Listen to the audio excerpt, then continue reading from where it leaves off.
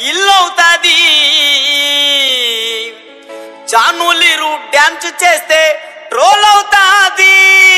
ఆ ట్రోల్స్ పైన ఏడుస్తూ కూర్చుంటాది.